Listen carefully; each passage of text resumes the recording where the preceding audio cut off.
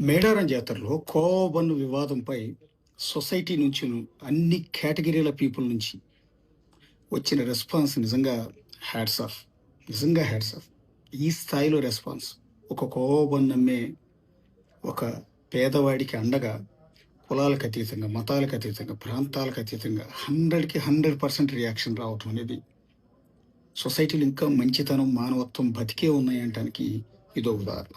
సరే, నేనెందుకు రెస్పాండ్ అవుతున్నానంటే, అందరూ media, media, media, media. Media అంటే తెలుసుకోవాల్సింది ఏంటంటే, మీడియాలో 2 రకాలు ఉంటాయి. ఒకటి శాటిలైట్ మీడియా. అంటే మేము శాటిలైట్ ఛానల్ విత్ ఇన్క్లూడింగ్ దానికి అటాచ్డ్‌గా యూట్యూబ్ ఉంటుంది. అంటే మాకు కొన్ని రిస్ట్రిక్షన్స్ ఉంటాయి. మేమేమైనా తప్పు చేస్తే మా లైసెన్స్ కూడా రద్దు చేసి పడేసే అధికారం కేంద్రానికి ఉంటుంది. అలాగే డిజిటల్ మీడియా అని ఇంకోటుంటుంది. YouTube channel. జస్ట్ జీమెయిల్ ఉంటే చాలు, ఛానల్ లాంచ్ చేసేసి ఇష్టం వచ్చినట్టు ఏది పడితే అది నింపేసి వ్యూస్ వస్తే బోలెడన్ని డబ్బులొస్తాయి. అది డిజిటల్ మీడియా. ఇప్పుడు ఈ కోవబన్ వివాదంలో ప్రతి ఒక్కళ్ళు మీడియా, మీడియా, మీడియా అంటున్నారు. అది శాటిలైట్ మీడియా కాదు. వాళ్ళు ఒక చిన్న యూట్యూబ్ ఛానల్. అది కూడా రీసెంట్‌గానే స్టార్ట్ అయినట్టుంది. సో, దానికి దీనికి తేడా ఉంటుంది. ఇప్పుడు మేము శాటిలైట్ ఛానల్ వాళ్ళు తప్పు చేస్తే మీరు సెంట్రల్ బ్రాడ్‌కాస్టింగ్ మినిస్ట్రీకి మీరు డైరెక్ట్‌గా కంప్లెయింట్ రైజ్ చేయొచ్చు. మా మీద యాక్షన్ తీసుకోవచ్చు. మాకు కొన్ని పరిమితులుంటాయి. సెల్ఫ్ కంట్రోల్ అనేది ఉంటుంది. డిజిటల్ మీడియాకి సెన్సార్ ఉండదు. ఎలాంటి కంట్రోల్ అనేది ఉండదు.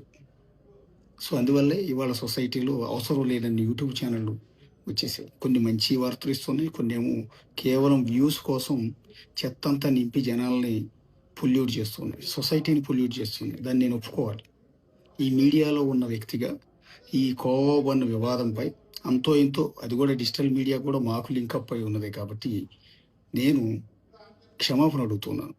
ఆ బాధితుడు ఎవరైతే ఉన్నారో వలి, అతన్ని మా వాళ్ళు చేసిన దౌర్భాగ్యానికి, మా వాళ్ళు చేసిన తప్పుడు పనికి, వ్యూస్ కోసం కక్కుర్తిపడి చిల్లరగా మైకి పెట్టి ఒక పేదవాడి జీవితంతో ఆటలాడుకున్న వైనానికి నేను చేతులు జోడించి క్షమాపణ చెప్తున్నాను. ఇది మాకు సంబంధం లేదు. ఇది మా ఛానల్‌కి సంబంధం లేదు. మాకు సంబంధం లేదు.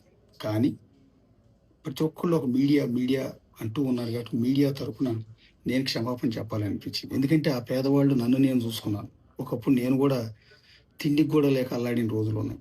ఇబ్బంది పడిన రోజులున్నాయి. నేను చిన్న వ్యాపారం చేస్తుంటే నా పొట్ట కొట్టిన సందర్భాలు ఉన్నాయి. నేను 10థ్ క్లాస్ అయిన తర్వాత 96లో మణుగూరు మా అమ్మమ్మ వాళ్ళు అక్కడికి వెళ్ళినప్పుడు బతకడానికి మార్గం లేక మా ఫాదర్ చనిపోయి నేను సింగరేణి ఓపెన్ కాస్ట్‌లో చిన్నది ఏదో ఇవన్నీ కూడా అమ్ముకోవటానికి చిన్న స్టాల్ లాంటిది అక్కడ పెట్టాను. పెడితే అక్కడున్న వేరే వ్యాపారి వచ్చి అక్కడున్న సింగరేణి అధికారులందరిని తీసుకొచ్చి